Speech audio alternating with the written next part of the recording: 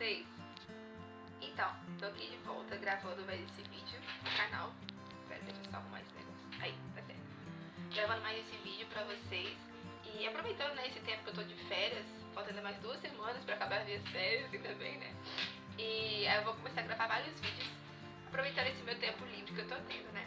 Então, o vídeo de hoje foi... eu fiz ele a pedido de uma menina que escreveu nos comentários aqui de um outro vídeo que eu postei, pedindo pra eu falar sobre a minha redação, que eu tirei 980 no Enem em 2014, de 2014 para 2015, quando eu tava no 3º ano do ensino médio. Pra você que não sabe, que tá vendo esse vídeo do meu canal pela primeira vez, eu passei com 18 anos na Universidade Federal de Medicina, aqui no Espírito Santo, em primeiro lugar. E eu passei quando eu já tinha feito 1 ano de pré-vestibular. No 3º ano eu tirei 980 na redação do Enem e no pré-vest eu tirei 940 na redação. Então, quando eu tirei 980 no 3º ano, saiu até no jornal. Saiu no jornal, gente, olha só, a minha carinha de criança. Tem carinha de criança ainda, eu sei. Mas, enfim, colocar aqui redação nota 1000 no Enem e tal, mas na verdade foi 980. E tá aqui, ó, a redação inteira. Eu queria trazer pra vocês a redação naquele espelho que tem da redação corrigida no Enem, não tem? Eu consegui entrar naquele site, consegui ver as competências, quanto que eu tirei em cada competência. Eu perdi 20 pontos na última competência, na competência 5. E só isso que eu perdi. Mas eu não consegui abrir aquela redação escaneada, sabe? Eu não sei se eles tiram, porque já faz um tempinho, né, que foi esse Enem. Não sei o que aconteceu, mas eu não consegui entrar. Eu queria abrir pra botar aqui no vídeo a foto daquela redação branquinha e tal, bonitinha. Como eu não achei, a sorte é que eu tinha ainda esse jornal, que tem a minha redação inteira escrita aqui do lado, entendeu? Então eu vou ler pra vocês e vou comentar essa redação. Então, se você está interessado, né, saber sobre a minha redação 980, como que eu consegui tirar essa nota, quais são as dicas que eu tenho para dar para você também ir bem numa redação do Enem, continua vendo o vídeo, dá um joinha aqui, já curte, se inscreve no canal e se você quiser, depois coloca seus comentários aqui embaixo, pedindo outros vídeos, qualquer coisa que vocês quiserem, vai ser bem aceito. Então, gente, vamos começar logo. O que eu vou fazer? Eu vou ler minha redação aqui. Se eu conseguir colocar a foto da redação só pra vocês acompanharem, tudo bem, porque eu não sei muito bem editar, gente, foi mal aí, tô aprendendo. Se não, eu vou deixar uma foto da redação no final do vídeo e vocês vão poder ler sozinhos a redação e enfim, tá bom? Então, vamos começar. O tema daquele Enem foi publicidade... Não, peraí, foi outra coisa. Ai, gente... Aqui, achei. Foi publicidade infantil. Isso aí. Lembra que aí tinha um texto de coletânea falando sobre proibir ou não propagandas, publicidade infantil, porque as crianças não sabem muito bem ainda o que elas querem comprar, elas vão ser influenciadas por aquelas propagandas de brinquedos, não tem? Essas coisas assim. Então, tava perguntando sobre a publicidade infantil em questão no Brasil. Então, se devia proibir ou não. Aí mostrou até, eu lembro que tinha um textinho falando sobre outros países, tipo Noruega, sei lá, os países da Europa, assim, falando que eles proibiram publicidade infantil, outros não proibiram. Então tava colocando essa questão, proíbe ou não proíbe? É saudável para a criança ter contato com a publicidade infantil ou não? Entendeu? Então eu vou ler minha redação aqui, se eu conseguir editar direitinho, show. Se não, vou colocar no final a redação para vocês lerem. Publicidade e consumo na sociedade, foi o título que eu coloquei. Ai, viu? Peraí, gente, 10 segundos. Então, consumismo. Etimologicamente, essa palavra diz respeito a um consumo exagerado, o qual é muitas vezes fruto da influência dos meios de comunicação no pensamento ideológico e intelectual dos cidadãos. Dentro dessa ótica, pode-se afirmar que, apesar de ser um instrumento de controle psicológico, a publicidade destinada a crianças contribui para a construção do caráter exagerado em que estão inseridas. Então, já vou comentar já. Essa parte aqui foi minha introdução. Eu comecei de um jeito que eu já dei uma dica pra vocês. Se você ainda não viu meu vídeo sobre redação, olha lá no meu canal, tem ainda um outro vídeo que eu comentei só sobre redação. Eu comecei de um dos jeitos que eu falei pra vocês que eu comece. É colocar uma palavra, tipo racismo. Depois continuar, ponto, né? Etimologicamente, essa palavra, ou essa frase, ou essa expressão diz respeito, e aí você define aquela expressão ou aquela palavra que você colocou no começo. Então eu comecei, consumismo. Etimologicamente, essa palavra diz respeito a um consumo exagerado. Eu sabia que consumismo era, se você ver a definição de consumismo, é justamente isso, um consumo exagerado, exacerbado, sei lá. Então eu botei isso. É exagerado, o qual é muitas vezes fruto da influência dos meios de comunicação no pensamento ideológico e intelectual dos cidadãos. Definir o que é consumismo para mim. Continuando. Aí eu vou começar falando da minha tese. Eu falei para vocês que a tese é aquele pensamento seu, a sua opinião sobre o tema, e essa opinião que você coloca, você vai ter que defender ela durante o seu texto. Então, antes de tudo, você faz a sua tese e depois você vê argumentos que vão dar base àquela tese, vão explicar o porquê que você pensa aquilo, entendeu? Então, a minha tese era, dentro dessa ótica, pode-se afirmar que, minha tese, apesar de ser um instrumento de controle psicológico, a publicidade destinada a crianças contribui para a construção do caráter no contexto em que estão inseridas. Então, a minha opinião era que a publicidade, ela exerce sim um controle sobre a mente tanto de crianças quanto de adultos, sim, mas ela é importante para a formação do caráter daquela criança. A oportunidade que aquela criança tem de escolher, vou comprar ou não vou comprar, quero ou não quero, preciso ou eu só quero, ou é só uma vontade. Então, é importante que haja a publicidade inserida no contexto da criança para que ela tenha essa formação do caráter dela. Para mim, é melhor ter publicidade do que não ter e privar ela disso até a fase adulta. E quando chega na fase adulta, ela tem contato com a publicidade. Entendeu? Então, a minha opinião é que mantenha a publicidade infantil. Aí eu vou explicar por quê durante o texto. Vamos lá para o desenvolvimento 1 agora. Uma coisinha. Tem umas partes aqui desse jornal que eles colocaram umas palavras meio erradas na minha redação. Então, às vezes eu leio uma frase e falo, gente, eu não escrevi isso. Não sei por que saiu errado, mas enfim. Vamos lá, desenvolvimento 1.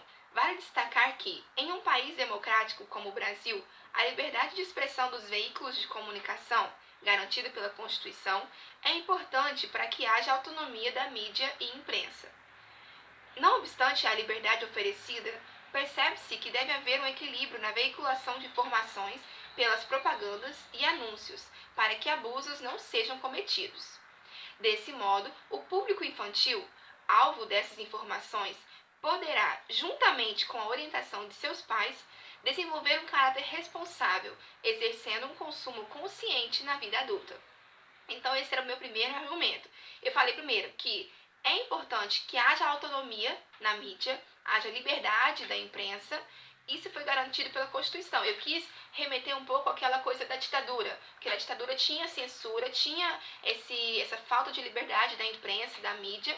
Então eu falei, não, a gente não deve retroceder. A gente tem que manter a liberdade da mídia e da imprensa de publicar o que ela quiser.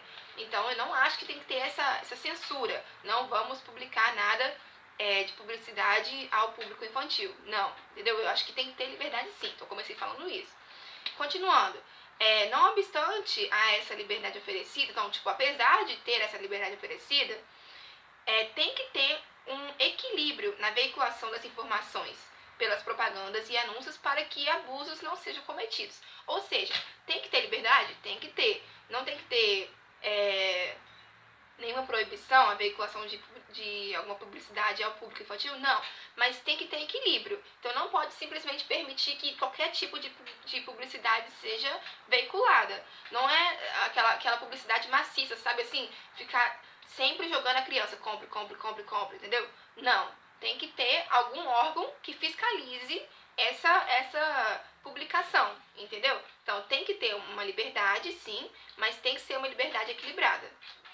Que existe isso, né? Liberdade equilibrada. Mas enfim, tem que ter algum órgão que fiscalize isso, entendeu? Vamos para o desenvolvimento 2. Vou colocar um outro argumento que comprova aquela minha tese. Vale salientar, portanto, que a criança que cresce sem ter contato com o mundo consumista que a cerca terá dificuldade para formar as suas próprias opiniões, bem como distinguir a vontade da necessidade de comprar algo. Diante disso, percebe-se que a existência de uma publicidade equilibrada, a qual não busca persuadir o seu público infantil de forma exacerbada, utilizando personagens famosos, atores e brindes para incentivar o consumo alienante e irresponsável, contribui para a formação crítica dos futuros cidadãos adultos. Tá aí, então, o meu segundo argumento. Eu falei que é importante que haja a publicidade para que haja a formação de um senso crítico na criança. Imagina se a criança se proíbe a publicidade infantil. A criança não vai ter mais aquele contato da televisão, dos joguinhos e tal, com aquela coisa de compre isso, compre aquilo, você quer isso, você quer essa boneca, você quer esse carrinho, aí associa aquilo com atores, com brindes, um monte de trem e tal. Se ela não tiver esse contato, aí chega lá ela com 18 anos, supondo que só tenha publicidade assim de coisas para maiores de 18, não sei, alguma coisa assim de roupas, de bebidas, sei lá, alguma coisa assim. Supondo que toda publicidade infantil seja apagada da televisão, dos meios de comunicação em geral. A criança, quando ela cresce, mesmo que ela tenha um contato assim com o mundo ao redor dela, vai diminuir muito esse contato dela com esse consumo, com esse pensamento consumista. Se diminui muito, ela só vai ter esse contato quando ela crescer. E vai ser um contato maciço, porque imagina, se os meios de comunicação forem privados de colocar publicidade infantil, eles vão focar muito na publicidade para jovens, para adultos e tal. Então, quando a criança vai crescer, virar jovem, virar adulto, e vai ter um contato muito grande com esse meio consumista, as chances dela cair e virar um consumidor excessivo vão ser bem maiores do que se, aliado àquela liberdade equilibrada que eu falei, da publicidade, tiver a orientação dos pais juntamente a isso, a criança vai ser muito melhor instruída, porque ela vai conseguir diferenciar a vontade da necessidade dela de comprar alguma coisa. Claro que atualmente essa orientação dos pais não tem sido muito bem efetiva, né? Mas essa era a minha opinião no texto. Você ter uma publicidade equilibrada e orientar os pais para que, juntamente com essa publicidade equilibrada, eles formem o caráter da criança. Sabe, o melhor não é privar a criança da publicidade, de ter contato com a publicidade, mas ter o contato aliado à orientação dos pais, para que ela tenha um caráter formado para saber diferenciar. Quero comprar ou eu preciso comprar? Então vamos para a conclusão agora. Percebe-se, portanto, a necessidade de conscientização do público infantil quanto aos perigos do consumo exagerado. Para isso, é essencial que haja a fiscalização dos veículos de comunicação, bem como de seus profissionais, para que abusos sejam evitados. É também essencial a implantação de aulas de economia e educação financeira nas escolas e a existência de campanhas e palestras que incentivem a participação familiar e escolar em auxílio à formação ideológica, ética e moral das crianças, futuros consumidores responsáveis.